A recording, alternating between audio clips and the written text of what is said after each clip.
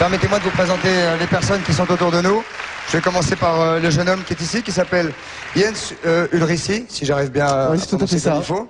Oui. Et vous êtes un homme qui est du côté des féministes et qui vous engagez auprès des féministes. Vous nous expliquerez ça tout à l'heure si vous voulez bien. Pas de problème. À ma gauche, Isabelle Alonso qui est ici. Bonsoir Isabelle Alonso.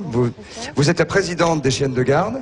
La nouvelle présidente, hein, puisqu'il y avait une première présidente qui était fondatrice, on en parlera tout à l'heure. À votre droite, Michel Boujna, il y a Béatrice Cassou. Béatrice, vous, en deux mots, prenez le micro qui doit être, je ne sais pas où, pardon. Qui êtes-vous, Béatrice? Alors moi, je suis, si vous voulez, pour l'homme, c'est-à-dire... Vous êtes admiratrice des hommes? Je suis admiratrice des hommes. Très bien, on va en parler d'ici quelques secondes. Attendez une seconde, laissez-moi au moins faire le tour une fois ou deux. À votre droite, Thierry Blanchard.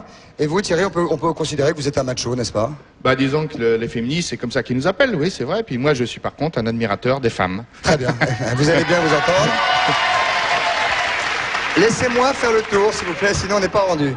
Florence Montreno, vous êtes Monreno, pardonnez-moi peut-être? Oui, vous êtes écrivain et fondatrice des chiennes de garde et vous avez écrit un gros bouquin très épais sur la condition des femmes et vous vous êtes déclenché l'année dernière à propos d'une manifestation auprès d'une association qui s'appelle Mixité et vous avez fait devant les Galeries Lafayette une manifestation pour lutter contre ces jeunes femmes qui étaient dans les vitrines, on en parlera d'ici quelques secondes. Et à votre droite, il y a Olivia Charon.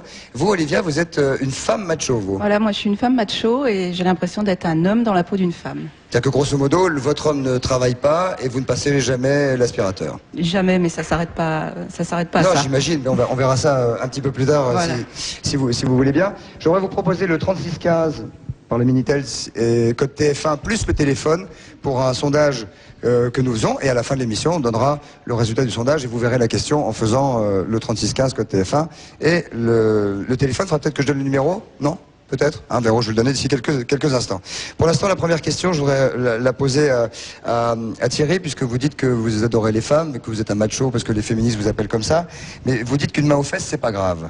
Non, non seulement c'est pas grave, mais c'est indispensable. D'ailleurs, elles font tout pour qu'on le fasse, donc bon, bah... c'est vrai... Non, s'il vous plaît, s'il vous plaît. Non, sérieusement, il faut que les gens s'expriment et tout, soyez gentils. Hein. Mademoiselle, je vous donnerai la parole dans quelques instants. Je dirais non seulement elles aiment ça, mais bien souvent, la plupart du temps, elles en réclament, donc c'est qu'il y a un problème. Et elles font tout pour qu'on le fasse. Quel âge avez-vous, monsieur? 44 ans. Vous êtes marié? Je l'étais, oui, puis là, bah, justement, j'ai changé parce que j'étais tombé sur une femme... Comme ces dames-là qui disent que les hommes doivent faire le ménage, la lessive, la vaisselle. Attendez, c'est le travail des femmes, je vois pas pourquoi nous on se mettrait à faire ce boulot-là. Non. Est-ce que vous avez été élevé comme ça, monsieur, ou est-ce que c'est vous qui avez... Non, j'ai pas été élevé comme ça. À la maison, chez mes parents, la femme était là pour élever les gamins, faire à manger. Et tout. Ah oui, donc vous avez été élevé comme ça, c'est ce que je dis. Oui, je trouve ça très bien. Et maintenant, ce qui est grave, c'est que les femmes voudraient nous faire changer, elles voudraient qu'on passe l'aspirateur, qu'on fasse la lessive, mais à ce moment-là, on n'a plus besoin d'elles. À part pour la bagatelle. Je pense pas qu'une femme, ça se réduise à ça. Hein. Non, ça se réduit pas à ça, mais c'est pas à nous de faire ça. Pourquoi c'est pas à vous? J'estime que depuis 20 ans, 50 ans, les femmes faisaient tout. Alors on a inventé, pour les soulager, on a inventé le moulin à café. Oui, mais ils n'ont pas la peine de le tourner. Non, mais attendez, on a inventé la machine à laver, on a inventé le sèche-linge, on a inventé le chauffage électrique, ils ont pu en mettre le bois. Qu'est-ce qu'ils ont à faire? On a même inventé l'aspirateur pour pas qu'ils balayent. Qui soit à quatre pattes, vous aimez les femmes qui soient à quatre pattes? À quatre pattes, j'adore, oui, non, bien sûr, oui. Attention, la condition de vie a changé. Maintenant, la femme travaille, l'homme travaille, donc il faut que les deux... Il faut que les deux s'entraident. Mais si vous suis désolée. Non, si vous leur donnez le choix, les femmes préfèrent rester à la maison, il faut pas rêver. Ce n'est pas vrai, parce que dans le travail, maintenant, il y a des postes très intéressants, et les femmes, maintenant, ont des postes de plus en plus... Eh ben c'est bien là le problème, les femmes, elles seraient mieux à la maison que de faire... Non, vous allez nous expliquer en ayant quand même des arguments, monsieur. Pourquoi ça vous gêne que des femmes aient des postes, mais je voudrais quand même avoir l'avis d'Isabelle Alonso, quand vous entendez... Non, mais je dis... non pas une caricature, mais un homme représentatif, on va dire, de beaucoup d'hommes machos en France. Si, une caricature, mais enfin, s'il aime les femmes à quatre pattes... c'est pas moi qui l'ai dit, c'est une dame qui l'a dit. Non, c'est vous qui venez de le dire, non? Vous étiez d'accord, hein? Non, non, il a été un peu poussé là-dessus. Et déjà, vous êtes très vulgaire en voulant mettre la main aux fesses à des femmes. Je pense que déjà, à 44 ans, si c'est votre manière de séduire, je pense que c'est pas vraiment très intelligent. Il y a des femmes qui mettent des jupes courtes dans la rue, et si elles sont habillées courtes comme ça, c'est qu'il y a une certaine provocation. Alors qu'elles ne viennent pas s'étonner si on leur met la main au cul. S'il vous plaît, Béatrice, allô, Béatrice, vous pouvez rester un peu avec nous. Attendez, on va donner la parole un peu à Isabelle Alonso. On entend donc une femme qui dit les femmes mettent des jupes courtes et c'est de la provocation. Alors pour répondre à monsieur, je dirais déjà que s'il situe le débat au niveau du cul, déjà de la main aux fesses, déjà ça situe la hauteur de sa perspective. Comment ça, c'est pas vous qui venez de le dire en commençant? Et puis ensuite, madame... C'est moi qui l'ai lancé là-dessus parce que c'est vrai que c'est une des phrases qu'il a dites en pré-interview, c'est qu'après tout, une main aux fesses, c'est pas un drame. Est-ce que pour vous c'est un drame? C'est pas un drame, ça dépend pour qui, c'est pas à lui de décider. Est-ce que pour vous c'est un drame? Dans la main aux fesses, il y a l'émetteur et le récepteur. Celui qui met la main au cul d'une nana, je comprends que ça lui plaise. Mais on peut comprendre aussi que la fille, ça lui plaise pas. Bien sûr. Il faudrait poser justement des questions, par exemple, à des personnes, justement, à des filles, à qui on a mis les mains au cul. Je posais la question à Isabelle Alonso d'ailleurs. Je ne sais pas si c'est. Alors moi, ce que je veux dire simplement, c'est que la main aux fesses, on va pas en faire une question individuelle, hein, ça n'a aucun intérêt. La main aux fesses, ça fait entre autres partie d'un espèce d'arsenal énorme de violence contre les femmes, dont la main aux fesses est une des versions et peut-être pas la plus grave. C'est vrai qu'il y a beaucoup plus grave. Mais ça commence par une main au cul et ça peut finir très mal. Alors dire, bien sûr que c'est une violence, si c'est pas désiré. Parce que les femmes à quatre pattes, mais ça va dans l'autre sens. Pareil, moi je me suis fait passer la main aux fesses et puis à la limite, j'aurais porté plainte, c'est recommencé. Je crois que ça arrive beaucoup moins souvent quand même. Si je peux finir ma phrase. Attendez, on va laisser finir Isabelle Alonso. Les femmes à quatre pattes, vous énervez pas. Les femmes à quatre pattes, c'est si elles veulent, quand elles veulent et avec qui elles veulent. C'est elles qui choisissent. C'est bien ce D'accord. Moi, non mais je voulais dire aussi qu'en attendant, les femmes, elles sont debout pour réclamer et imposer leur autonomie et leur liberté, et c'est pas les machos d'avant-guerre, modèle comment dirais-je, pithécanthrope, qui vont y changer quelque chose, quoi. Ah ouais, est-ce que vous vous sentez agressé dans votre vie de femme tous les jours? Vous êtes présidente des chaînes de garde, j'imagine que c'est pas pour rien. Bien sûr. C'est que vous aujourd'hui ou hier, comment vous fait agresser par exemple? Moi, je me sens agressée par le sexisme ambiant. C'est simple. Je crois que si je prends un exemple, Michel Boujna va sûrement être d'accord avec moi. Je dirais que l'antisémitisme commence avec les plaisanteries. L'antisémitisme, dont on sait à quels extrêmes il peut emmener, commence avec les plaisanteries de tous les jours, avec le mépris de tous les jours. Pour les femmes, c'est pareil. Il y a des plaisanteries qui peuvent avoir l'air comme ça insignifiantes. Il y a même des mains aux fesses qui peuvent avoir l'air insignifiantes. C'est simplement une étape vers une grande violence qui est dirigée tous les jours contre les femmes. Et c'est à cette violence-là que moi, évidemment, je suis sensible. Oui, mais par exemple, peut pas faire la différence. Non, pour me donner un vrai exemple, où vous êtes-vous senti-vous, Isabelle Alonso, en tant que femme, présidente des chaînes de garde, agressée aujourd'hui, hier ou avant-hier? Alors, je vais vous dire un truc. Hier ou avant-hier, j'ai pu me sentir agressée, par exemple, par une publicité ou quelque chose comme ça. Mais la question n'est même pas là. Parce que moi, je suis une femme quadragénaire, je suis une femme affirmée, je ne répondrai pas à des questions de type personnel. Mais je ne suis pas une femme qu'on agresse particulièrement, moi, individuellement. Parce que les machos qui agressent les femmes, leur première qualité, c'est certainement pas le courage. S'ils s'attaquent à moi, ils le sentent très bien, ils vont avoir du répondant. Ils s'attaquent aux petites nanas de 14-15 ans qui peuvent pas se défendre, qui peuvent pas répondre. Non, je suis pas d'accord avec vous. Comment ça, vous êtes pas d'accord avec moi? 15 ans, c'est pas vrai. Non, faut pas exagérer. Des filles qui sont dans la selle, si ça leur est jamais arrivé, la main aux fesses, c'est quand on est très jeune que ça arrive. Il y a des personnes qui sont invitées à cette émission et qui ne sont pas sur le canapé ici, mais qui sont dans la salle. Voulez-vous vous présenter, mademoiselle? Je suis Mélanie Decour de l'association Mixité, comme Jens. Je voudrais dire à monsieur qui est très fier de mettre des mains aux fesses aux jeunes filles dans la rue que moi j'en prends, ça m'est arrivé la semaine dernière, il n'y a pas plus tard. Et je voudrais vous rappeler que c'est un délit, que c'est une agression sexuelle et que c'est puni par la loi. Donc il n'y a pas à être fier d'annoncer ça. Et je partage avec Isabelle Alonso le fait que c'est le début et aucune femme n'aime prendre une main au cul, monsieur, quand elle ne l'a pas choisi, quand c'est pas l'homme qui l'a. Non mais si vous mettez aucune femme n'aime être battue, aucune femme n'aime être violée, on peut pas laisser dire ça. C'est un scandale, monsieur. Et c'est dangereux. Est-ce que vous avez porté plainte contre la personne? Bien sûr, j'ai porté plainte, bien sûr. Vous connaissez la personne qui vous a fait ça alors? Il a été attrapé par un policier en civil juste derrière et bien sûr j'ai porté plainte pour agression sexuelle avec violence en plus parce que effectivement c'est un début et derrière on se prend une grande claque dans la tête donc et c'est l'escalade donc c'est toujours comme ça, c'est pas une main aux fesses. Non mais vous étiez habillé comment? Vous étiez en mini-jupe? Mais qu'est-ce que c'est? Même si j'étais monsieur, j'étais en pantalon et même si j'étais en mini-jupe, j'ai le droit de me promener en mini-jupe. On peut avoir une tenue. Laissez parler cette jeune fille s'il vous plaît. Vous lui avez posé une question, laissez-lui au moins le temps de vous répondre. Donc, je réponds à la question. J'étais en pantalon et même si j'étais en mini-jupe, j'ai le droit de me promener en mini-jupe et de pas être agressée par des hommes dans la rue. Je m'habille comme je veux. Mon corps m'appartient. Il n'appartient pas à des inconnus. Donc, je choisis avec qui je fais ce que je veux avec mon corps et pas avec des inconnus. Voilà. En deux mots, vous pouvez me parler de l'association Mixité, mademoiselle? Oui, je peux vous parler de... Donc Mixité, l'association à laquelle j'appartiens, avec Jens qui est sur ce plateau, est une association féministe mixte qui rassemble donc beaucoup de garçons. Oui, un gros tiers de garçons, oui. Donc des garçons et des filles pour promouvoir l'égalité des sexes et voilà. Qu'est-ce que c'est la différence entre un garçon pro-féministe et un garçon pas pro-féministe? Il y en a un qui est plus intelligent que l'autre. Voilà, merci Isabelle. Devinez lequel. Non, il y en a un qui est plus sensible je crois que je pourrais à ce répondre, moi combat-là. justement étant féministe, donc je crois que ça sera plus simple. Non, vous ne trouvez pas un peu sectaire ce que vous venez de dire? Il y en a un plus intelligent que l'autre. Vous ne croyez pas qu'on peut être intelligent et pas forcément pro-féministe pour un homme? Non, vraiment, je crois pas. Ah bon. Je crois que quelqu'un qui est intelligent et démocrate est forcément féministe, que ce soit un homme ou une femme. Vous êtes C'est une question de pro-féministe, rapport à Michel la démocratie, quoi. Michel? Moi, écoutez, je suis méditerranéen. Oui, est-ce que vous êtes pro-féministe? Vous voyez comme vous êtes bourré d'a priori. Ah, laissez-moi parler, j'ai été interpellé. Hein. Ce que je veux dire, c'est que je suis méditerranéen, j'adore les femmes. Je les adore, je leur dois tout. Vraiment tout, en premier ma mère. Oui, j'allais le dire. Je crois que ce qui s'est passé avec les femmes depuis, en gros, depuis 68 et le réveil des femmes, moi, m'a sauvé. C'est-à-dire que je trouve que c'est magnifique, une femme qui me dit, qui me regarde dans les yeux et qui me dit « j'ai envie que tu me touches ». C'est ça qui me plaît, c'est ça qui m'excite, vous avez raison, c'est ça qui me bouleverse.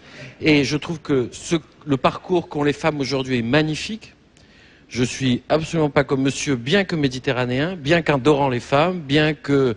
Moi, j'ai regardé les... Et évidemment, quand j'avais 14 ans, j'ai regardé les journaux avec les filles à poil et tout. 14 ans? Bon... Pardon. 13 ans et demi. Ouais. Mais je dois dire que le parcours des femmes aujourd'hui et leur combat, moi, m'a fait progresser, m'a grandi, m'a donné la sensation que les choses avançaient dans un sens qui me plaisait énormément. Et Dieu sait si j'aime caresser les fesses de ma femme. Et j'adore quand c'est elle qui me le demande. Et j'adore ça. Voilà, donc on peut être un homme. Enfin, en tout cas, moi, c'est ma sensation. Je suis un homme. Bien, Michel. Enfin, je crois. Un point. Oui, c'est déjà un bon point. Et on peut adorer les femmes et on peut en même temps les respecter. Mais être macho, est-ce que ça veut dire qu'un macho c'est un con, grosso modo? Ouais. Ouais. Vous considérez la même chose, jeune homme? Être macho, c'est être Je peux con? expliquer pourquoi. Hein. Oui, vous allez expliquer, bien sûr. Moi, je pense que macho, il faudrait déjà voir un peu comment on peut être macho. Là, étant macho... Qu'est-ce que c'est pour vous un macho? Qu'est-ce que c'est pour vous un macho, jeune homme? Pour moi, un macho, c'est déjà quelqu'un qui considère la femme comme un objet uniquement. Vous dites déjà la femme, je trouve ça péjoratif. Moi, Oui, les femmes, pardon. Oui, non, mais je suis étonné que oui, tout à fait. vous disiez la femme. Ça fait... Non, ça mais fait un le belge, oui, c'est un peu sectaire, je trouve, la femme. Non, mais c'est justement en écoutant ce monsieur on peut se poser la question comment il considère les femmes, parce que pour lui c'est uniquement un objet sexuel. Un objet sexuel, donc quand on entend... Non, visiblement pour lui c'est aussi un objet ménager. Absolument. C'est pas ou plutôt une marchandise si tu veux. Ah bah. Une marchandise, donc soit une marchandise sexuelle, soit une marchandise pour s'occuper de sa maison. Et pour vous une femme c'est...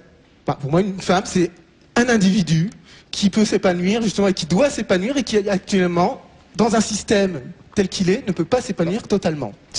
Pourquoi vous dites ça, par exemple? Il y a beaucoup de femmes qui travaillent, et grâce à Dieu, il y a beaucoup de femmes qui ont des postes importants, il y a des femmes qui sont chefs d'entreprise. Des postes importants, très peu. Quand vous regardez les chiffres, il y a très peu de femmes, justement. Enfin, il y a des femmes profs, des femmes avocates, oui, des femmes... Je peux vous dire, je suis justement instituteur, donc je peux bien voir comment ça se passe.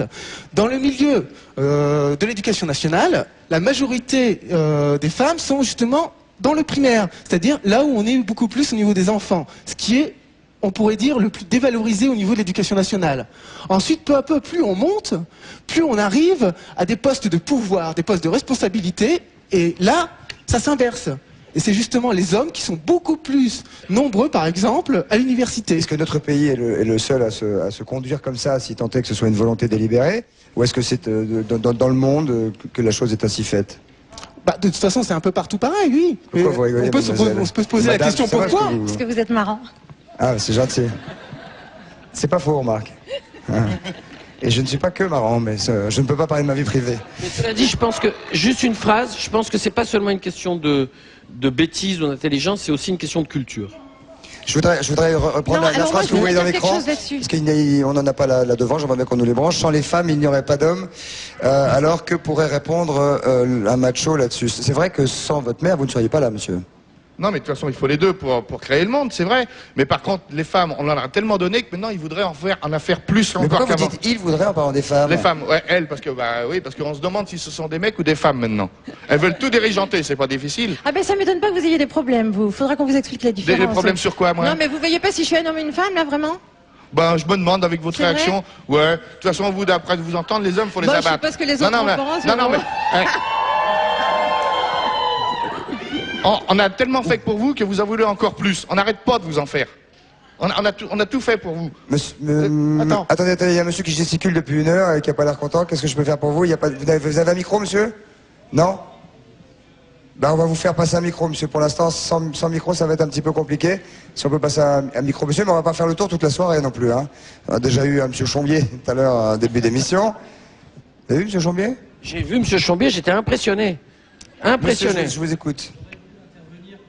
Qui êtes-vous, monsieur? Je suis Alain Soral, sociologue qui a écrit un livre sur le sujet, et j'aurais voulu tout petit peu essayer d'élever le débat pour déjà faire remarquer que déjà parler de conditions de la femme... Pourquoi vous êtes là dans le public, monsieur sociologue? Je crois que les chiennes de garde ont dit qu'elles s'opposaient à ma venue sur le plateau, et comme moi, ça me gêne pas d'être dans le public, que je me sens proche du public, je veux bien rester dans le public. Si je peux exprimer 2-3 idées pour essayer d'élever le débat, et déjà de dire que de parler de la femme, c'est aussi aberrant que de parler de l'homme en général. Par exemple, si on transpose, on dit quelle est la condition de l'homme aujourd'hui, il est évident que ça dépend d'abord de sa condition sociale. On n'a pas, même sur le plan du désir, la même vie, la même plénitude érotique si on est SDF, chômeur, cadre supérieur, rentier ou homme de spectacle. Et pour les femmes, il en va exactement de même. C'est-à-dire qu'il y a une espèce de vision très monolithique. On parle de la femme. Avant, elle faisait le ménage et puis maintenant, elle travaillerait dans le tertiaire. Il y a toujours eu dans les classes dominantes des femmes qui avaient les moyens de se détacher des tâches domestiques sur des employés qui s'appelaient souvent des bonnes, voyez-vous. Et même une féministe qui est sur le plateau aujourd'hui peut sans doute être là parce qu'elle a une babysitter qui garde ses enfants à sa place, voire une femme de ménage qui fait son ménage à sa place. Bon, on est censé écouter ça longtemps? Non, bien sûr, c'est intéressant. Non, je suis désolé. On est dans le sérieux, là. Pourquoi vous voulez pas l'entendre? Bah, descendez vous asseoir. Pourquoi non? Ce que je trouve bizarre, c'est que des personnes qui prétendent être progressistes alors, je vais dire quelque chose. Je vais dire qu'aujourd'hui, s'il y avait un débat sur ce plateau sur l'antisémitisme ou le racisme, on dirait pas, on va mettre d'un côté les racistes et de l'autre côté les antiracistes, comme si c'était une matière à opinion. Il y a des choses qui ne sont pas matière à opinion, il y a des choses qui sont matière à délit ou pas à délit. C'est-à-dire, je comprends pas. C'est-à-dire que vous ne pouvez pas mettre sur un plateau, par exemple ici, vous ne mettriez pas les supporters de l'équipe de foot qui étaient ouvertement racistes. Vous ne le feriez pas. Bien sûr que non. Je vois pas très bien le rapport avec ce que je viens de dire. Je trouve ça d'un stalinisme absolu. Attendez, monsieur, une seconde, descendez. Le monsieur qui s'exprime en ce moment a déjà à plusieurs reprises... Allez-y. A déjà à plusieurs reprises insulté des femmes pendant des débats. Insulté des femmes pour moi, oui, insulté. S'il vous plaît. Cela dit, monsieur, si vous venez sur le plateau, écoutez-moi, si vous venez sur le plateau pour insulter quelques femmes que ce soit... Je n'ai jamais insulté aucune femme dans ma vie.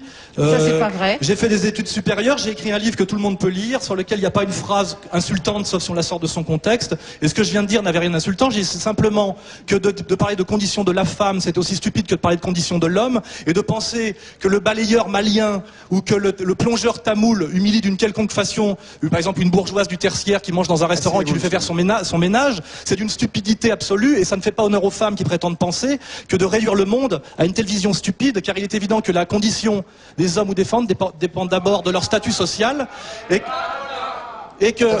En quoi est-ce que ce monsieur est raciste? J'aurais juste comprendre ce que vous avez été là, ce que vous avez approché. J'ai pas dit raciste, je fais un parallèle entre le racisme et le sexisme. J'ai déjà eu affaire à ce monsieur sur plusieurs plateaux de télévision. Bien sûr, à des émissions sérieuses d'ailleurs. Dans lequel il parle des femmes en parlant de pétacisation de la société, il emploie ce genre de termes. C'est vrai ça? Non, j'ai employé une catégorie qui est la même catégorie que dans Amérique. Il y a eu un très beau film l'année dernière qui est sorti, qui s'appelle American Beauty, qui montre bien les problèmes que posent aujourd'hui les nouveaux rapports hommes-femmes, entre guillemets, induits surtout d'ailleurs par une évolution de l'économie, l'extension du tertiaire et ces choses-là. Et j'ai dit qu'effectivement, il y avait l'émergence d'une nouvelle figure assez arrogante mais qui est une figure parmi d'autres, comme il y a le macho qui était la pétasse. Pourquoi vous êtes détesté comme ça par les femmes qui sont sur ce plateau? Non, je pense que j'ai croisé plusieurs fois Isabelle Alonso sur des plateaux, et dans un débat contradictoire, honnête, à chaque fois, elle a plutôt été mise à mal, et elle refuse le débat, ce que je comprends, mais je trouve que pour une journaliste professionnelle, c'est assez obscène, n'est-ce pas, de refuser de discuter avec un... Attendez, monsieur, si vous refusez... je demande à Michel Boujna, est-ce que vous accepteriez un débat avec quelqu'un qui a ouvertement des positions antisémites? Je pose la question. Oui, je suis très content d'être là.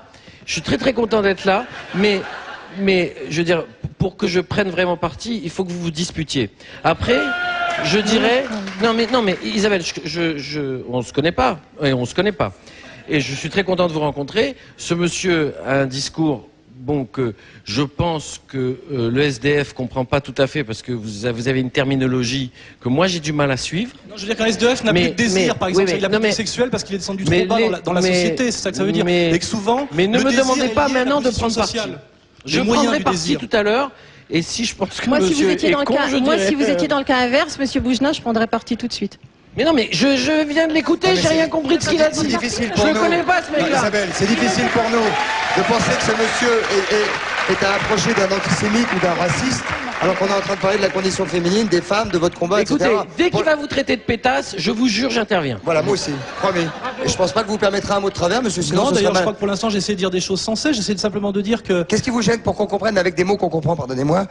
Si on vous dit, qu'en est-il de la condition masculine aujourd'hui? Il est évident que la question est absurde, puisqu'en fait, on n'a pas la même vie selon qu'on est rentier, cadre ou chômeur. Et pour les femmes, c'est pareil, déjà. Et après, quant à savoir quels sont les rapports intimes entre les hommes et les femmes, on est hors de la sphère politique.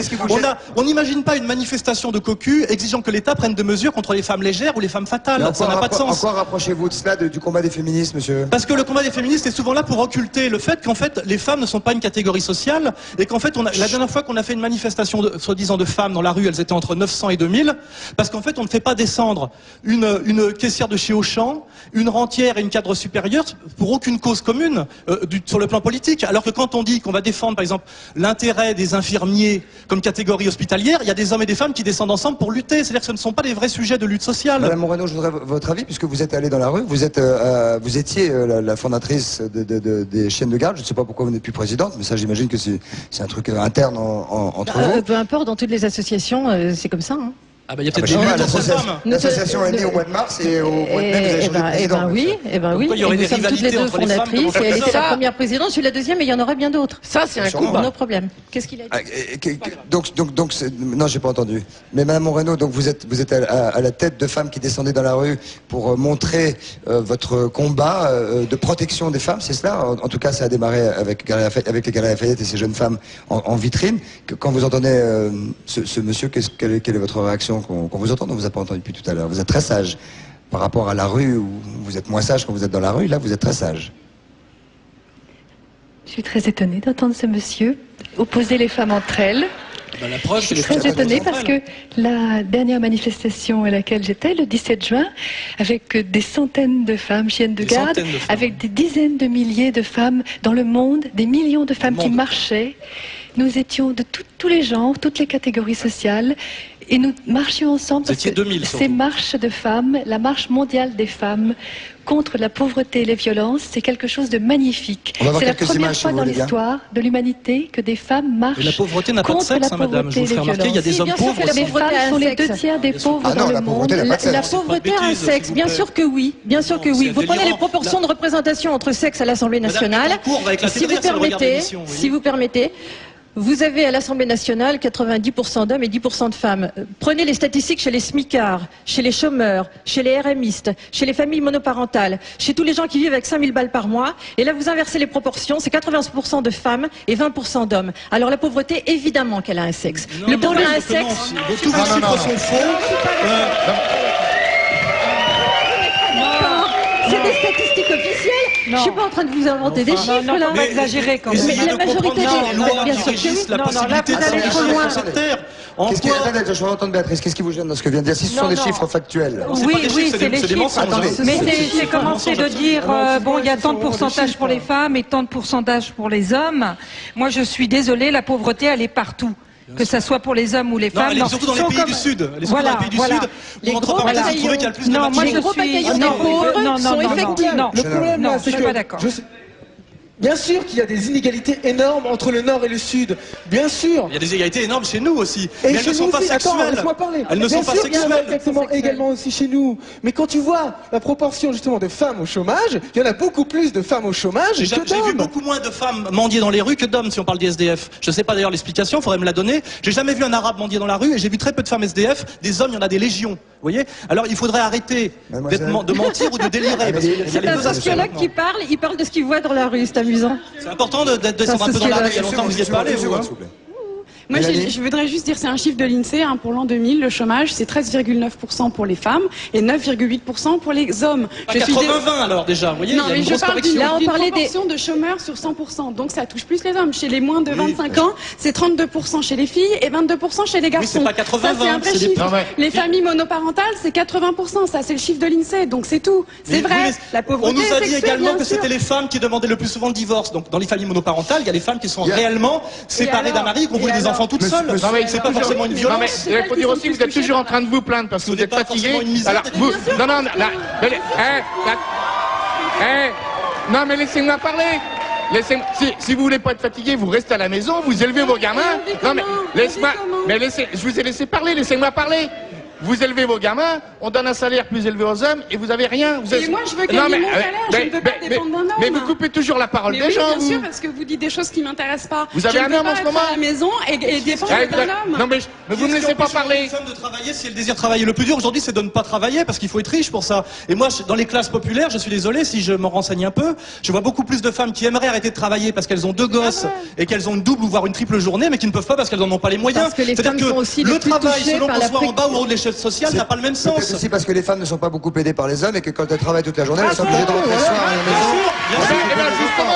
Justement, On va se retrouver On va quand même pas mettre des flics dans les familles pour voir si les hommes font leur tour de vaisselle, parce que ça c'est fasciste. Excusez-moi, si elles ne travaillaient pas, elles n'auraient pas la peine de dire qu'elles sont fatiguées le soir en rentrant puisqu'elles seraient chez elles. Excusez-moi. Non mais, Oui, mais avec Christophe. mais j'arrive- Je me dis que maintenant, je suis désolée, si les hommes donnaient un petit coup À de qui vous main parlez, aux Béatrice femmes, Allez-y. si les hommes donnaient un petit coup de main aux femmes, non mais Christophe, Allez-y. excusez-moi, Je vous en prie. je trouve que je rejoins votre idée. Si les hommes donnaient un petit coup de main aux femmes et si les femmes En fait, donnaient un aussi, coup c'est de une main aux question. hommes, Excusez-vous, une seconde, s'il vous plaît. c'est- Dès l'instant où une femme travaille, l'homme doit aider sa femme. Oui, enfin l'un Bon. et l'autre doivent aider l'autre. Voilà. C'est un couple, c'est Là, pas un couple. voilà. Madame Moreno. Disons qu'il doit y avoir une harmonie entre les deux. Est-ce que je Madame peux faire Moreno. une petite J'aime précision pas tellement ce mot aider, parce que pourquoi aider? On doit partager. Il y a des travaux Attends, ménagers. on peut qui aider sont une partagés. femme. Je dis, On peut aider non, une non, femme à non, manger son bébé parce que c'est elle qui l'a mis au monde. On peut quand même pas le mettre au monde à sa place, vous voyez quand même. Sur les mots. Les enfants, on les a fait Je ensemble. voudrais juste dire une petite phrase. Je m'excuse, ne prenez pas. Mais je voudrais juste ramener ici sur l'histoire de la main au cul parce que non mais attendez, non parce que quand l'exemple est comme ça, très agressif, la main au cul, hein, je Non suis non, pas pour, excusez-moi. Je voudrais juste vous répondre sur un truc. Je crois pas qu'un mec qui agresse une femme dans la rue, il va savoir avant si c'est une SDF. Ça, Si j'ai c'est dit, une vous m'avez bourgeoise, bien compris. si c'est une riche. Or, leur combat, il se situe à ce niveau-là. Non, non, non. Entre autres. C'est-à-dire que le mec qui met la main au cul, il fait pas une différence sociale. Ce qu'il voit, c'est un cul. Que ce soit un cul pauvre ou un cul riche, C'est pour lui, lui, c'est un c'est la cul. main. Non, C'est non, c'est tout. lui dont je À parle. partir de là, Non, mais vous m'avez à pas partir compris. de là, Et est-ce que les chiennes de garde s'occupent aussi bien des femmes anonymes que des femmes qu'on empêche de rentrer au Fouquet ou des choses comme ça ou pas? Madame Moreno. Nous nous occupons des femmes qui nous demandent de l'aide et il y en a eu des centaines depuis 1 an. Mais Non, mais quand vous vraiment, parlez de femmes anonymes, des femmes c'est quelque anonymes. chose qui me surprend. C'est un mot qui m'étonne. Les femmes ont un nom. Les femmes qui nous appellent à Non, l'aide parce ont qu'on a un le nom. sentiment que vous aidez quelquefois, c'est ce qu'on lit dans la presse, vous aidez plus des jeunes femmes qui ont du mal à rentrer au Fouquet. Bon, Oui, c'est très on se tragique. demande si c'est très, très grave, vous voyez ce que je veux dire? Ou d'autres qui sont en vitrine de Galerie Lafayette et qui font un boulot, etc. Attendez, une distinction. Les Galeries Lafayette, ce ne sont pas les chiennes de garde. C'est moi qui m'en suis occupée avec le mouvement Mixité, dont Yann est ici. Les chiennes de garde se sont occupées jusqu'à maintenant des femmes insultées publiquement. Et quand une femme... Dominique Voynet, par exemple. Dominique Voynet. En fait, ça a commencé avec Dominique Voynet. Quand j'ai entendu au Salon de l'Agriculture les insultes sur cette femme, quand j'ai entendu qu'on la traitait de salope, de connasse, etc. Elle a dit qu'elle avait... S'il vous plaît, laissez finir, madame. Quand Ah oui, j'ai ah oui, entendu oui, oui. ça, le catéchisme, je me suis c'est dit, ça ça qui fait est un peu 10 ans, déprimant. 20 ans, 30 ans que j'entends ça, 30 ans que je dis aux femmes, oh c'est terrible ce qui vous arrive, que je leur envoie mon soutien. Et dans la nuit, je me suis dit, ça ne peut plus durer parce que ça fait Parce 30 qu'on ans lui a dit en que cette faites pour les rentières? Ça fait 30 ans que ça dure, qu'on insulte les femmes en France. Dans les autres pays du monde, ça ne se passe pas comme ça. Slip, salope, puisque pardonnez-moi, ce sont les mots qui ont été employés. C'est un chasseur excédé, un pauvre type qui a dit ça. Vous me laissez finir, monsieur, soyez gentil. Non, parce que c'est dégueulasse. Non, mais on va se demander par quoi si elles n'ont pas raison. Peut-être oui, j'ai des choses à dire. C'est parfois gênant, bien sûr. Tout le monde parlait. Qu'est-ce qu'une femme doit faire? Qu'est-ce qu'elle doit répondre? C'est difficile pour une femme de se défendre. C'est pour ça que nous, féministes, nous sommes solidaires. Et c'est beaucoup plus facile de défendre une autre femme. Nous, on nous a appris une culture de soumission. Nous, d'abord, on commence par se dire « Oh là là, ça devait être trop tard, je devais être en mini-jupe ». Par exemple, les jeunes femmes refoulées aux Fouquettes, parce qu'on les a prises pour des prostituées. Elles sont rentrées chez elles, elles se sont dit « Oh, je devais être habillée, comment est-ce qu'on a pu croire que… » Elles commencent par se culpabiliser elles-mêmes, alors que on a droit en France… Je pense qu'il y a des femmes qui ont plus de problèmes plus graves. Vous avez le droit de penser qu'il y a plus grave, mais ces femmes-là ont fait appel à nous. Elles ont fait un procès. C'est un droit d'aller consommer, d'entrer librement. Je crois d'ailleurs que vous êtes allé après boire vous-même le champagne au Fouquet. Nous avons obtenu du Fouquet des excuses et en même temps il y a une trace du passage des chiennes de garde puisque au bar où il y avait un petit panneau depuis un siècle, les dames seules ne sont pas servies au bar. Maintenant il y a un panneau pour dire que c'est un document historique non valable de nos jours, cadeau des chiennes de garde. Très bien, merci beaucoup. On va se retrouver tout de suite après la pub avec Michel Boujna, nos invités ici. Je vous rappelle que pour le sondage, vous pouvez répondre à une question au Minitel 3615 code TF1 ou alors le 08 97 66 2001. 08 97 66 2001. À tout de suite après la pub. Merci.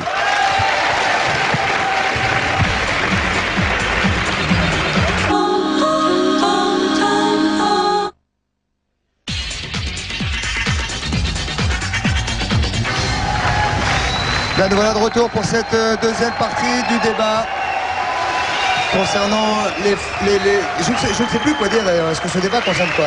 Les femmes, les féministes, la position des femmes dans le monde, Isabelle Alonso? C'est vous qui savez pas ce qu'est le débat? Je sais, mais ça part un petit peu en tous les sens. Je vais d'ailleurs pour moi, le débat, la raison pour laquelle j'ai été invitée ici, c'est de parler des chiennes de garde, de parler du féminisme en général, oui, et surtout de parler du sexisme. Le sexisme, il faudrait déjà se mettre d'accord pour savoir ce que c'est. C'est la violence contre les femmes. D'accord. Cette violence contre les femmes. Non, monsieur, soyez gentil. On me pose une question, je réponds. Hein. Si ça vous dérange pas. Les chiennes de garde que vous avez créées, je crois. La violence contre les femmes. C'est depuis qu'il y a eu les femmes qui ont défilé en sous-vêtements dans un magasin. En gros, c'est ça. On l'a dit tout à l'heure, oui. Alors, non seulement c'est pas ça, mais on l'a dit il y a 10 minutes, alors essayez de suivre. Non, mais tout à l'heure, j'ai pas eu la parole, alors maintenant j'essaye. Maintenant que je l'ai, j'essaye de la garder. J'essaye de regarder, mais je vais... Ah non, pas en même temps. Non, alors c'est vrai que vous êtes révoltés parce que des femmes sont promenées dans un magasin en soutien-gorge et en slip, mais ce sont des vêtements féminins. On va pas prendre Monsieur de Chavannes ou Boujna ou moi pour promener des bikinis pour vendre des sous-vêtements féminins. Et pourquoi? Non, on plaisante. Non, mais on découvre que la plupart des beaucoup de jeunes filles rêvent de devenir mannequins. Et le problème, c'est de devenir mannequin, c'est vendre son image et notamment sa plastique, c'est-à-dire que c'est pour les filles belles. Si j'arrive à en placer, qu'est-ce que vous pensez? Une espèce de logique polpocienne, maoïste, c'est-à-dire qu'il ne faut pas montrer le corps des femmes parce que c'est un abus. Alors il faut arrêter les mannequins parce que c'est du machisme. Je vais vous voulez dire comme argument, si vous voulez bien. Qu'est-ce que vous pensez, Madame Moreno et vous, Madame Alonso, qu'est-ce que vous pensez des mannequins? De ce métier qu'elles font avec leur corps. Alors, est-ce que je peux me permettre de dire, mannequin, il y a beaucoup de nanas qui veulent l'être parce que c'est un des rares métiers féminins bien payés, et que c'est même le seul métier où les femmes sont mieux payées que les mecs. Donc effectivement, déjà rien que ça peut être quelque chose d'extrêmement... Qu'est-ce que vous en pensez? S'il vous plaît, monsieur, qu'est-ce que vous en pensez? Qu'est-ce que vous pensez d'une femme qui, grosso modo, travaille durement, pour beaucoup, c'est pas très drôle de voyager tout le temps en première classe, aller en Amérique, c'est difficile, donc qui travaillent durement, qui gagnent bien leur vie, mais qui, somme toute, gagnent cet argent avec leur corps. Alors la question que je me pose, c'est effectivement de savoir pourquoi ces femmes-là sont payées aussi cher et à quoi elles servent. Non, si vous voulez bien répondre à ma question, c'est qu'est-ce que vous pensez d'une femme qui est mannequin, tout bêtement? J'en pense que du bien, elle a raison d'essayer, si sa plastique le lui permet, si son âge le lui permet, si elle a un physique à la mode, elle a bien raison d'en profiter. Vous ne me ferez jamais dire quelque chose contre les mannequins. Je peux éventuellement... Madame Moreno, s'il vous plaît, pourquoi êtes-vous Madame Moreno? Je peux éventuellement m'insurger contre un système qui fait du corps des femmes un spectacle, un objet de consommation, un appel à la vente, qui utilise les femmes comme des objets, ça je peux le dire. Je peux rien dire contre les femmes qui essayent de profiter individuellement du système. Vous ne me ferez pas dire quelque chose contre les autres femmes, parce que ça ne m'intéresse pas. pas, c'est pas ça qui est intéressant. Moi, vous m'avez posé une question il y a 2 minutes pour savoir de quoi je venais parler ce soir. Je viens parler de la violence contre les femmes et le sexisme en est une. Alors ça peut prendre des formes extrêmement diverses, extrêmement variées, et surtout des degrés extrêmement variés. Est-ce que M. Soral est sexiste pour vous? Évidemment, attendez, c'est un parangon de sexisme. Et on ne peut pas renvoyer aux Vous avez vu l'évolution qu'il y a eu en 5 ans? Vous avez eu les femmes depuis 50 ans, l'évolution que vous avez eue? Par exemple, il ne faut pas que ça vous dérange, monsieur. Non, mais ce que je veux dire par là, on fait tout pour vous, même les vêtements justement qui sont présentés par des femmes. Attends, on fait tout pour nous, même des vêtements. Non, mais attendez, c'est fabriqué la majorité par des hommes, justement pour vous plaire. Ce que vous préférez, c'est mais les par femmes contre, vous à ne voulez poil. pas que ce soit les femmes qui les portent pour vous les présenter. Comment voulez-vous qu'on y arrive? Ça, mais mélangez pas. Mais si, le fait de voir des filles en bikini, en soutien-gorge, ça vous révolte. On va complètement déformer. Non, mais ça démarre de là quand même. On va voir quelques images maintenant, si vous voulez bien. On va revenir en plateau. Je vais finir mon lancement. Regardez, voilà des images des Galeries Lafayette où vous êtes. Voilà. Comment? Des vrais, ce sont vraiment des objets d'art. Et alors du coup, est-ce que ça vous ramène plus de monde? Non, pas du tout. Enfin, ça ramène du monde, mais pas des acheteurs.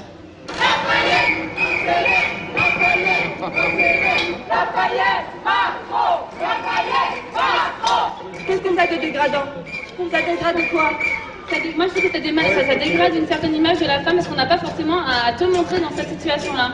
Je vois pas. Moi, ça m'a travaillé, et là, il y a des gens qui m'empêchent de travailler. Attends, donc là, c'est défiler avec des vêtements normaux, ça te dérange pas? Ouais. Avec des vêtements normaux, non, ça ne me dérange pas. Tu portes bien des sous-vêtements? Oui, je porte bien des sous-vêtements. Il faut bien les montrer alors. Il faut bien les montrer. Un sous-vêtement, tu ne le montres pas au premier vue, tu vois ce que je veux dire? Est-ce que c'est mieux payé que dans les autres défilés, par exemple? Ouais. On a moins de sécurité. Bah, c'est normal. Pourquoi c'est normal? Bah, parce qu'on est en sous-vêtements. Il faut bien les montrer. Quand tu les montres pas, Ça fait mal, hein? Alors, qu'est-ce que vous en pensez, Madame Moreno, ces jeunes femmes qui elles-mêmes disent on nous empêche de travailler? C'est-à-dire que vous faites un défilé pour les protéger de quelque chose dont visiblement elles ne veulent pas être protégées puisqu'elles travaillent.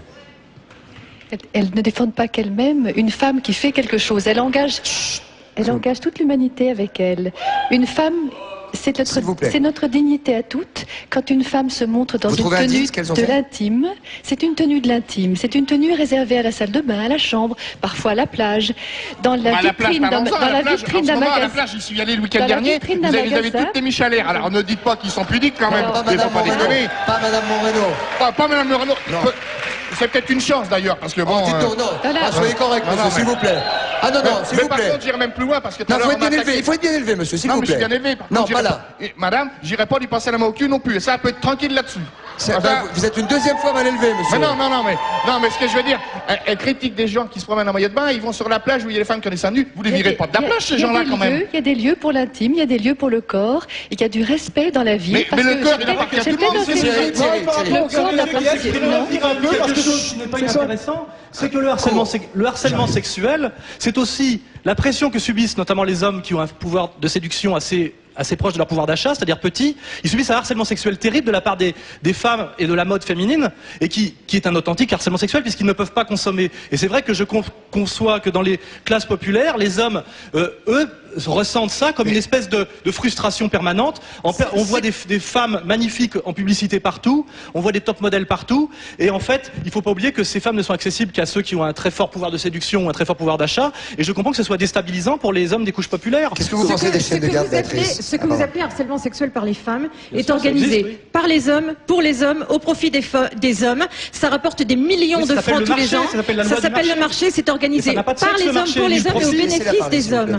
Vous étiez conseillère financière la première fois que je vous ai croisé sur un plateau. Et je le suis toujours. Donc vous étiez au service du marché, le marché n'a pas de sexe. Quand une femme arrive à la banque pour toucher 7%. Alors vous êtes un sociologue qui avait le don de personnaliser les débats. On est en train de parler, on est en train de parler ni de vous ni de moi, on est en train de parler dans le cas présent d'ailleurs pour en revenir aux Galeries Lafayette. On est en train de parler de femmes vivantes dans des vitrines. Oui, on a créé les Chippendales aussi, vous êtes bien content d'aller les voir, les Chippendales. Vous crachez pas dessus. C'est pas moi. Je vais vous dire un truc, vous dites que les femmes sont fatiguées, mais c'est pas moi non plus. Pour parler de Madame, comme vous avez dit tout à l'heure à Madame Moreno. Non, mais c'est vrai que les femmes sont fatiguées, rien que non, mais moi je crache pas dans la soupe, moi. Qu'est-ce que vous pensez des femmes qui sont nues sur la plage par milliers, donc, puisque c'est vrai que sur toutes les plages de la Méditerranée, les femmes sont à moitié nues, on va dire. Est-ce que ça vous choque? Mais attendez, on mélange tout. Là, encore une fois, c'est leur choix personnel. Si elles veulent être à poil sur la plage... C'était leur choix personnel que de mettre la main au fait. Non, ça n'a rien à voir. Vous êtes en vacances, vous êtes sur une plage, vous voulez vous faire bronzer, vous faites bronzer les fesses, les seins, ce que vous voulez. disait qu'il y avait des endroits pour ça. Votre corps vous appartient. Eh ben, la plage, ça peut être un endroit pour ça. Maintenant, vous êtes dans les vitrines d'un grand magasin à Paris. Si un homme se masturbe devant vous, il va dire mon corps m'appartient. C'est pas une raison pour pas appeler la police, je suis désolé. Et pourtant, il ne fait jamais que ça. Vous voyez comment on mélange. C'est un slogan qui est d'une inutile totale. Monsieur Soral, on a entendu, c'est bien dit, on a entendu. On est en train de mélanger des initiatives individuelles prises par des gens au sujet de leur corps, comme d'aller se faire bronzer sur une plage, et un acte marchand, un acte économique qui consiste pour mettre en valeur des sous-vêtements, de mettre des corps humains, en l'occurrence féminins, mais ça serait tout aussi scandaleux si c'était c'est bien des corps humains sur la plage. Vous n'allez pas faire des manifestations sur la plage de la Baule parce qu'ils se promènent les Michel quand même. Faut manifester à la Baule, là, quand même, tout le monde dehors. S'il vous plaît, Olivia, je vous entends Olivia qui est bien sage depuis tout à l'heure, qui ne dit rien. Oui, est-ce que le combat des chiennes de garde... Moi, ça me semble aberrant tout ce que j'entends depuis tout à l'heure. C'est pour ça que je parle pas en fait. Parce qu'à 3500 balles par jour, je trouve que franchement on se plaint pas. Je trouve qu'il y a des femmes qui travaillent, qui sont des boniches, qui travaillent pour 30 balles de l'heure. Elles sont pas assez belles pour pouvoir se permettre d'être payées 3500 francs par jour. Et là, on manifeste pas, on dit rien. Donc je trouve que c'est déjà aberrant. Est-ce que le combat des... Est-ce que le combat des féministes en général, qu'est-ce que vous pensez des... En fait, ça me concerne pas du tout parce que je pense que c'est dans la vie de tous les jours qu'on arrive à se défendre contre les hommes si on estime devoir le faire. Je pense pas qu'on ait besoin d'être par milliers pour défendre quoi que ce soit. Là, ça me semble des faux débats. En deux mots, puisqu'on parle tous les jours, est-ce qu'on peut parler de votre quotidien, Olivia, par exemple? Votre journée, c'est quoi? Mon quotidien, je vis comme un homme, exactement comme un homme. J'ai pris en fin de compte toute la façon de vivre des hommes. C'est-à-dire? Je m'assume totalement au niveau financier, au niveau façon d'être, façon de réagir. Je peux vous assurer que le monsieur qui est à côté, il me mettrait jamais la main aux fesses. Parce que je pense qu'on met la main aux fesses à quelqu'un qui est très soumis ou qui a tendance à fermer sa gueule. Et je pense que moi, je suis pas quelqu'un comme ça. Tout simplement. Qui provoque en quoi? Parce qu'on est en mini-jupe? Je pense pas qu'on provoque. On peut être en mini-jupe, être sexy et être provoquant. Oui, mais on n'est pas forcé d'être vulgaire et d'être mal au truc quand même dans ces cas-là. Non, mais attendez, j'étais vendredi dernier dans un magasin d'accessoires automobiles dit est réputé pour les hommes parce que bon les femmes. Pourquoi pour les hommes? Moi je connais la mécanique. Moi je parle de voiture. Non, vous connaissez la mécanique. Mais les femmes quand elles crèvent sur le bord de la route, elles disent j'espère qu'il va y avoir un couillon de bonhomme qui va s'arrêter pour changer ma roue. Non, attendez. Mais si. Moi j'ai pas besoin d'un couillon de bonhomme pour me changer la roue, je vous assure. Quelqu'un qui ne sait pas faire de la mécanique non plus. Ah mais non, vous inquiétez pas, elle va pas hésiter à remonter sa robe pour vous arrêter. Ne faites pas de généralité. Non. Oh là là. La question que ça pose, c'est est-ce que la galanterie serait du machisme? Monsieur qui met les doigts dans sa bouche. La galanterie c'est pas du machisme. Faut encore être galant. Attendez, s'il vous plaît, je donne la parole. Monsieur, vous êtes Bruno? Non. Non, je vous écoute, monsieur. Qui êtes-vous? Je suis Bernard Perrotte. Oui, c'est ce que je voulais dire. Vous êtes Bernard, pardon. Ça commence par un B, c'est de ma faute. Vous pouvez vous présenter en 2 secondes, s'il vous plaît? Voilà, je suis commerçant. Mettez bien alors, voilà, je suis commerçant très bien, à Paris. Merci. Mais c'est pas le plus important. Hein. Non, ce que je voulais dire, c'est que c'est vraiment... Tout ce débat, il est extrêmement sérieux. Et les relations entre les hommes et les femmes, c'est pas des choses si sérieuses que ça. Parce que lui, là, il nous ressort mai 68. Et alors, Madame Alonso, qui est tout à fait charmante. Et moi, je croyais vraiment, honnêtement, que les féministes comme ça n'existaient plus. Vraiment, que ça avait changé. Ou qu'elles avaient un nouveau visage. Mais bon, je vois qu'on a trouvé de l'ADN. On en a reconstitué encore en laboratoire. Ils vont peut-être t'écloner un jour. C'est pas... Ce sont ces féministes-là qui ont coulé il y a 30 ans leur propre mouvement. Alors je le dis à toutes les femmes qui sont là, ce sont les pires porte-drapeaux qu'elles puissent espérer trouver. Voilà, est-ce qu'on peut faire remarquer qu'il n'y a pas beaucoup de rapports entre les féministes et les femmes mais en plus, ce qui est triste, c'est que personne ne rigole. Vous voyez, tout ça est extrêmement sérieux. Quelle différence vous faites entre les femmes et les féministes, monsieur? C'est-à-dire que la majorité des femmes, elles n'ont jamais eu besoin, depuis 5000 ans, elles n'ont jamais eu besoin des féministes. Et je trouve, je vais vous dire une chose, les femmes sont quand même... L'avortement et la pilule, la contraception, c'est quoi tout ça? C'est pas un combat féministe? Et le droit de vote aussi. C'est pas pour ça, je parle pas pour ça. Et c'est pourtant grâce à elle. Je parle pas de ça, je parle de la lutte continue qui fait qu'une femme cherche à attraper un type et à le garder pour la vie. Pour ça, mais il n'y a que ça, En parlant de le garder pour la vie. Non mais monsieur, s'il vous plaît. Le reste, ce sont des détails. Hein, le reste, ce sont des détails. Bon, Mais je dirais même plus que ce vous monsieur. mettez pas la barre un peu bas là? Non, mais je vais vous dire, ce monsieur. S'il vous plaît, Je vais vous donner un exemple. Ce monsieur que vous avez invité. Thierry Blanchard. Comme le prototype des machos. Non, c'est des femmes qui nous appellent comme ça parce que moi j'en ai connu une. Non, mais si, vous êtes macho. Attendez, je vais vous expliquer quelque chose. C'est pas le sujet. J'ai connu une femme. Non, mais attendez. Au secours. J'en ai Non, connu. c'est du terrorisme. Non. Non, si. Parce que là, c'est trop fort. Mais... Moi, j'ai connu. Elle était belle, elle était jeune. Non, mais attendez. Non. Bah, vous pouvez crier, hein. Non, je parle, là. Je parle. Si vous le prenez sur ce ton-là, on va le couper, soyez gentil. Non, mais ce que je voulais dire par là, c'est que on est. Non. Laisse pas parler. Je vais donner la parole à M. Bernard. Elles ont peur oui, de mais vite, c'est long maintenant. Elles ont peur de la vérité. Je veux dire par là qu'on prend une femme, on se marie avec, elle fait un gosse, après le bonhomme. Attendez, laissez-moi finir. Elle le met de côté. Après, elle veut travailler. On la laisse aller travailler. Elle part le lundi matin, toute pouponnée, toute jolie. Elle rentre le soir, elle est fatiguée. Le week-end, je vous dis pas. Au bout de 2-3 ans, elle fout le jogging, le t-shirt qui arrive jusque-là, vous avez plus envie de faire l'amour, je peux vous l'assurer. Non, mais attendez. On n'a pas les mêmes femmes. Non, je suis désolé. Non. On n'a pas les mêmes femmes, Thierry. Mais non. Asseyez-vous, monsieur. C'est bon. Je peux vous dire, je suis pas sûr. Non, c'est pas nos généralités, j'étais je obligé suis de changer. désolée. Et ce qui m'a étonné d'ailleurs, c'est que je pensais que... C'est chiant maintenant, c'est chiant. Écoute-moi, c'est chiant maintenant, je vous promets. Soyez gentils, on a entendu ce que vous avez dit. C'est chacun son tour. Merci Thierry, merci. Je voudrais que vous finissiez, monsieur, et ensuite le monsieur qui est au-dessus de vous. Alors, je voulais simplement dire que ce monsieur que vous avez invité comme un prototype de macho... là, on le voit, oui. Voilà. Eh bien, pour une femme un peu maligne, et il y en a plein, ce sont pratiquement les plus faciles à manipuler de ces gens-là. Elles font ce qu'elles veulent. Voilà. Parce que tout ça, c'est bien gentil, mais... Vous êtes marié, monsieur? Oui. Mais vous n'avez pas d'alliance. Non, je dis ça parce que je vois pas d'alliance. Ah, c'est pour son travail. Non, je veux dire que Vous êtes marié, maman? Oui, bien sûr.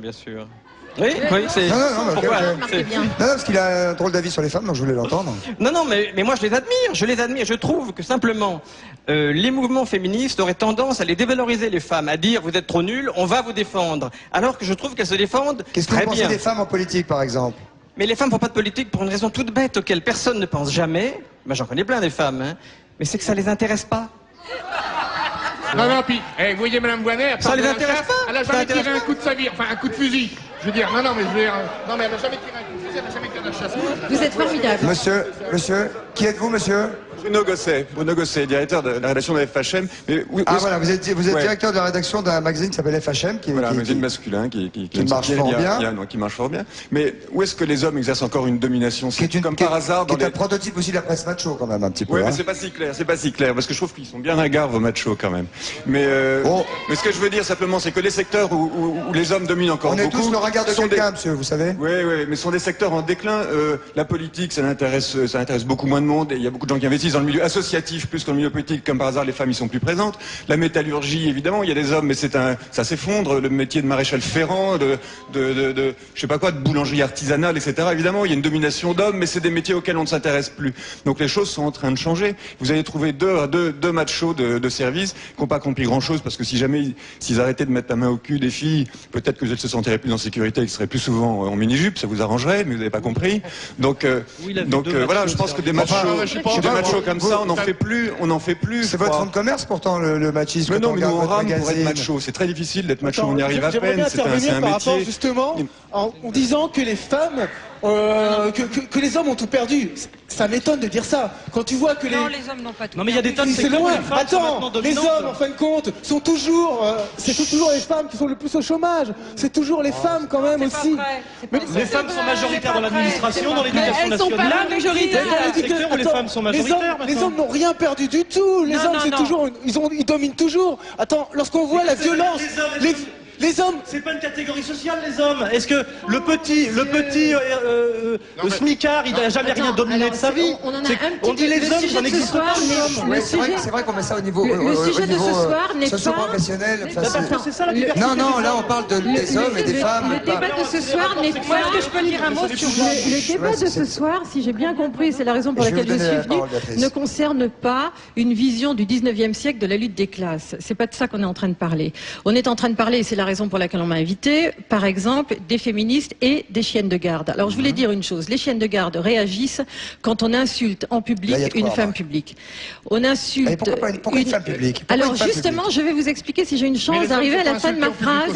Et l'une des premières violences qu'on peut exercer contre une femme, c'est de lui couper la parole alors qu'elle n'a pas fini sa phrase. Moi, mes parents m'ont pas élevé comme ça. C'est pas seulement mal élevé, c'est aussi une forme de violence. Oui, c'est d'abord mal élevé.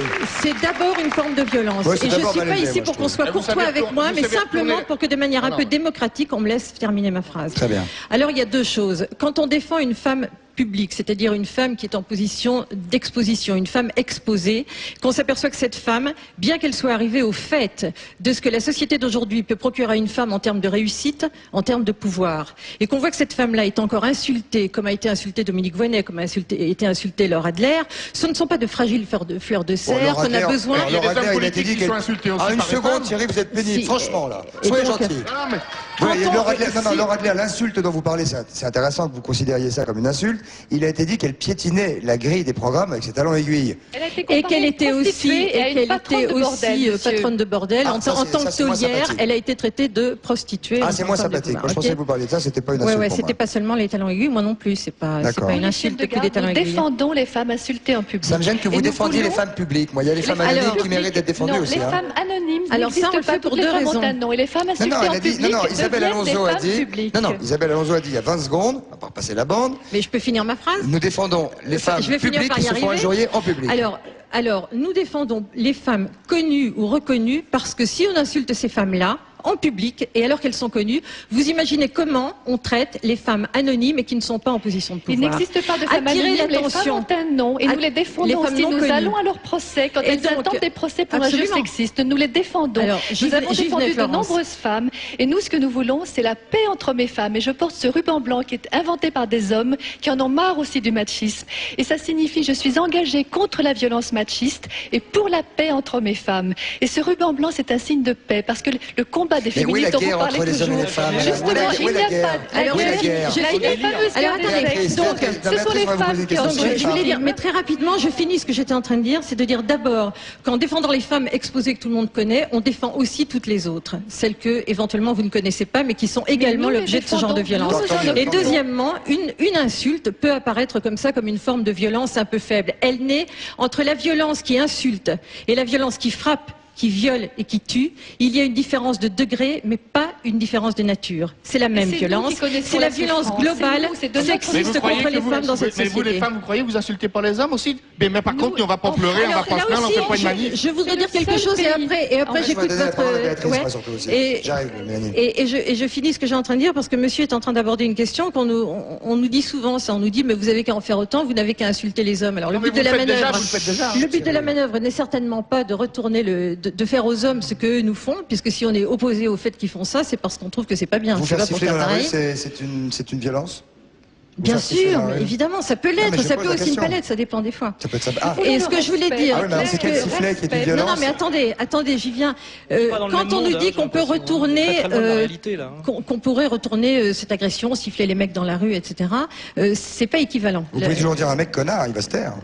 Ouais, mais ça serait pas suffisant. C'est pas comme ça qu'on va résoudre la question. On va résoudre la question par le respect. Et qu'est-ce qu'on fera avancer? C'est le respect que nous voulons pour tout le monde. La réalité, là, on a l'impression qu'on vit pas dans le même monde.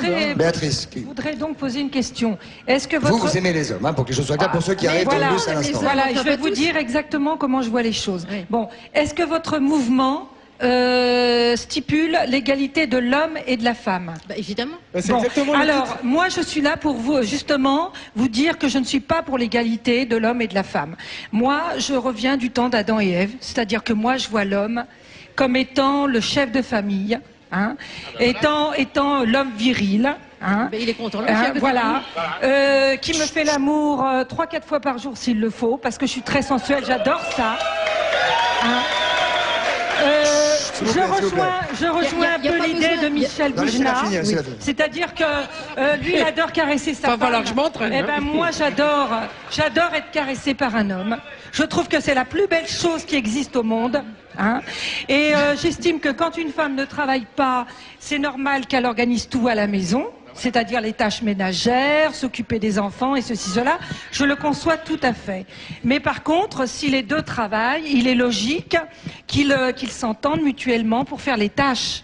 C'est-à-dire qu'un homme peut repasser, un homme peut faire la vaisselle. Mais vous adorez l'homme, mais est-ce que vous n'avez pas le sentiment d'être un peu opprimé parfois au travail, par exemple, l'homme se conduit toujours bien avec vous? Alors justement, toute ma vie, dans ma vie professionnelle, bon, j'étais assistante de direction pendant au moins une dizaine d'années. Hein, je n'ai eu que des hommes dans le service avec lequel je travaillais, et je peux vous dire que j'étais une vraie princesse. Ah. J'ai été vraiment, je me suis épanouie comme jamais au monde. Ah oui, si toute la journée. Ah non, je vais pas dire que toute la journée. Je vois ce que vous voulez dire, de s'envoyer en l'air derrière le bureau. Ah non, pas ça. Non, mais disons qu'il y avait une complicité. Ils étaient très courtois, très galants. Moi, alors, j'aimerais dire une chose. Non, mais c'est important de dire que très agréable pour bien faire l'amour avec une femme, avoir un homme galant. Moi, je trouve ça très agréable. Pour bien faire l'amour avec une femme, c'est pas la peine d'être macho. Il suffit d'être viril, et c'est pas la même chose. Pour faire l'amour avec une femme. Et deuxièmement, quand vous parlez d'une femme qui travaille, je voudrais bien dire on n'a pas dit qu'on faisait un débat social. Quand on parle du travail des femmes, j'aimerais préciser qu'on parle du travail salarié, du travail payé, du travail qui rapporte de la thune. Parce que le travail à la maison, c'est du travail. On dit une femme qui reste à la maison ne travaille pas, mais elle bosse comme une damnée. Non, mais quand on emploie la terminologie, une femme qui ne travaille pas, et c'est ce que vous venez de dire, une femme qui ne travaille pas doit rester à la maison, etc. Parce que la femme au foyer ne travaillait pas. C'est les féministes qui l'ont inventé, ça. Elle a pris le désir de ne pas travailler. Une femme qui reste à la maison, c'est-à-dire qu'elle est contente de rester à la maison sans être payée. Voilà, elle est contente de rester à la maison et de faire son rôle de femme. Ça vous pensez que les féministes vous piquent des choses dans votre bouquin, M. Soral? Bien sûr, oui, parce que c'est les féministes qui ont inventé que les femmes au foyer ne travaillaient pas. C'est-à-dire qu'elles méprisaient le travail traditionnel de la femme qui était la maternité et le maternage. C'est une réalité. C'est aussi les féministes qui pensent qu'être une femme, c'est une disgrâce. C'est quand même les féministes qui pensent qu'être une femme, c'est une disgrâce, et pour être pleinement un être, c'est-à-dire se transcender vers l'être, comme dit Simone de Beauvoir, il faut accaparer tous les attributs masculins. Les hommes n'ont jamais pensé que les femmes étaient inférieures aux hommes, c'est les féministes qui le pensent. Mélanie, parce qu'elles pensent qu'être une femme, c'est inférieur. Merci Soral, merci Mélanie. Je voulais dire que c'est pas vrai du tout. Moi, je suis féministe et je considère pas du tout qu'être une femme est une disgrâce. Je considère qu'on est discriminé dans la société. Madame, vous avez peut-être eu la chance d'être une princesse dans votre travail, mais les femmes sont payées 27% de moins que les hommes. Et alors vous trouvez ça normal? Mais pourquoi vous voulez poste égal et à salaire égal? À travail égal, il n'y a pas de raison. C'est 15%. Oui, attendez une seconde, à travail égal, il n'y a pas de raison. Je peux finir?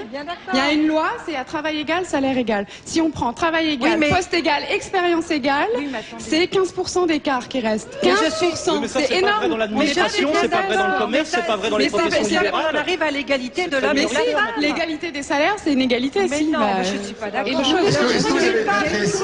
Est-ce que vous avez travaillé avec des femmes aussi? Une femme n'aura jamais de zizi, d'accord? C'est pas pour ça qu'on doit être payé plus. On est payé plus parce qu'on a un zizi, c'est vachement intéressant. Ce qu'il faut savoir, c'est que les femmes déjà. Attendez, je voudrais savoir pourquoi quelqu'un qui a un zizi doit être payé plus cher. Oui, moi aussi j'aimerais bien savoir, ça m'intéresse. C'est pas ce que je veux dire, mais souvent on dit l'égalité de l'homme et de la femme. Un homme restera toujours un homme et une femme restera une femme. Oui, mais enfin un homme n'a pas de poitrine. Vous confondez égalité et identité. Bon, alors c'est pas la même chose. On dit pas qu'un homme et une femme c'est pareil. Quand vous avez travaillé avec des femmes. On dit qu'un homme et une femme c'est pas. Donc on parle d'égalité sociale. Alors on parle d'égalité de traitement, d'égalité des chances. Il y a un parasite qui me brouille l'écoute. On parle d'égalité des chances. On parle de. C'est une contrepétrie très masculine, hein. C'est une contrepétrie très masculine ce que vous êtes dire. Le langage appartient à tout le monde. De travailler avec des femmes, Christophe. Attendez, Madame Morano, pardon. Béatrice est en train de nous dire qu'elle avait travaillé avec des femmes. Alors, de travailler avec des femmes, Christophe, c'est un enfer. Moi, je travaille avec des femmes aussi. Non, c'est pas vrai. Moi, je travaille avec beaucoup de femmes, c'est un bonheur. Christophe, c'est un enfer. Je suis une vraie princesse. Vous savez pourquoi? Non, mais Christophe, vous savez pourquoi? Parce que les femmes entre elles, c'est tout de suite le premier regard, c'est de la manière dont on est, de la manière dont on est habillé. Elles vous regardent la tête aux pieds. Ça, c'est typiquement féminin. Elles sont jalouses, vous voulez dire? Moi, j'ai toujours travaillé dans des milieux féminins, justement. Donc je pourrais intervenir par rapport à ça. Allez-y, jeune homme. C'est le moment. C'est-à-dire que... s'il vous plaît, hein, on n'est pas au stade. J'ai tout de suite été en BTS, justement, dans un BTS en économie sociale et familiale, où j'étais le seul garçon sur 360. Donc je vois un peu. Et justement, le problème qui existe, c'est qu'on considère qu'une femme, c'est comme ça, et qu'un homme, c'est comme ça. En tout cas, je peux vous dire, mesdames, Vous avez une femme? je peux vous dire, mesdames, que vous êtes plutôt... Non, est-ce que vous avez une femme? Et pourquoi tu dis que je te Non, réponds mais, à ça? mais répondez-moi. Oui, Pourquoi vous tutoyez d'abord? J'ai vécu très longtemps avec quelqu'un. Non, mais elle a compris, parce que quand... Si, évidemment, si... Non, mais... Il faut pas rêver quand elle a vu... S'il vous plaît, s'il vous plaît. Ah, Je voudrais vois pas du simplement tout dire pourquoi. un mot. Je voudrais dire un mot aux féministes qui est un mot plutôt encourageant, parce qu'il y a donc un téléphone et un Minitel grâce auquel on peut faire un sondage et on vous a posé une question. Faut-il museler les chiennes de garde? La réponse non à 55% quasiment, et oui à 45%. Oui, mais non à 55%, c'est la majorité, c'est mademoiselle. Mais c'est normal, il y a plus Donc, de femmes que d'hommes, alors. Je trouve que c'est un bon signe pour les féministes. Pardonnez-moi. Non, il dit qu'il y a plus de femmes que d'hommes, il faudrait commencer à en tenir compte. C'est tout simplement pour ça qu'il y a plus... Non, Non, mais il y a plus de femmes... Il y a beaucoup d'hommes qui en ont marre du machisme. Il y a beaucoup d'hommes qui souhaitent, comme nous, que les hommes et les femmes soient égaux en dignité et en droit. C'est tout ce que nous demandons. C'est énorme, c'est une révolution. C'est une révolution. J'ai changé les justement, c'est pour l'égalité entre les sexes. Qui est l'égalité entre les hommes et les femmes? Parce qu'on ne peut... Attends, Béatrice pose une question. La différence est sexuelle, c'est tout. Alors, je Allez-y, jeune Il n'y homme. a pas de problème. Non, elle a posé la question. Elle dit pourquoi voulez-vous absolument qu'il n'y ait pas de différence? C'est ça que je comprends pas. Qui paraît être la question essentielle. On ne veut pas qu'il y ait de différence. On veut que toutes les chances soient possibles pour les femmes et pour les hommes. Tout à l'heure, vous avez dit que vous étiez seul au milieu de 350 filles. Il y a 350 filles qui avaient leur chance d'avoir le BTS, alors. Mais justement, c'est le problème. C'est-à-dire qu'on considère que tout ce qui est pour le ménage, parce que j'ai fait un économie... C'était un BTS de ménage. C'était un BTS où on faisait s'occuper des enfants, de la cuisine et de la couture. Ah oui. Alors Oui, c'est un pourquoi BTS féminin, donc, enfin, dans l'esprit des gens. Justement, pourquoi c'est dans l'esprit des gens que ce soit un BTS Est-ce que les filles féminin? étaient gentilles avec vous, au moins, quand vous faisiez couture et cuisine? Quel est le problème? Non, parce que justement, moi, je vois pas pourquoi... Est-ce que les filles étaient gentilles avec vous, je demande? Oui, parce qu'elles considéraient que je savais moins faire, etc. Alors que justement, elles se représentaient cette image qu'un garçon ne pouvait pas s'occuper de la cuisine.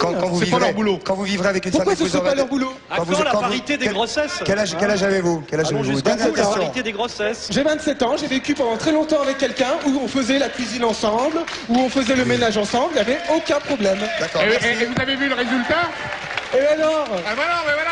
Ok, merci, Non, mais Attends. le gros problème des femmes, c'est qu'elles veulent monter dans la hiérarchie, bon, en tout, mais en enfonçant les bonhommes. Non, mais attendez, on va quand même pas... Soyez pas paranoïaque, mais non. Si, là vous êtes paranoïaque. Michel Boujna, s'il vous plaît. Je crois que malheureusement les choses vont très vite. Au risque de vous déplaire, Monsieur Machard, moi je dis ça, je pense simplement que les hommes et les femmes sont très très différents. C'est pas les mêmes, mais je pense que ça serait formidable si on arrêtait d'opprimer les femmes depuis la nuit des temps. Et moi je trouve formidable que les femmes, bien sûr, que les femmes se battent, que les femmes réclament leur dignité. Je trouve ça formidable. Je trouve ça formidable qu'on se batte pour l'égalité, même si on est très différents, même si nous on met pas des enfants au monde. Et au fond, ça nous gonfle de pas mettre les enfants au monde. Je peux vous dire une chose, c'est que je suis persuadé qu'une des grandes frustrations des hommes, c'est de pas porter la vie. Oui, pas pour vous, mais parce que vous savez pas ce que c'est. Et quand on voit le bonheur, d'une femme qui porte la vie, et quand on voit ce miracle, eh ben moi je peux vous dire une chose, c'est que je trouve ça extraordinaire. Les femmes se battent, elles ont le droit, c'est magnifique. Moi je les adore. Ça m'empêche pas d'être un homme, et je vous jure, et j'ai les preuves. Comme quoi je suis un homme, un vrai. Très bien, merci Michel Boujna, merci aux chiennes de garde, merci à Béatrice, à Monsieur Soral. Restez assis une seconde, on est encore à l'antenne. Qu'est-ce que c'est ça? C'est quoi ça? Qu'est-ce que c'est? Vous leur donnez un balai, un plumeau, du liquide vaisselle et un bon coup. Oh, c'est très chic, très chic. Vous avez bien fait de nous le montrer. Merci, Isabelle Alonso, merci jeune homme et bon courage à tout le monde. La pub et la deuxième partie de cette émission. À tout de suite.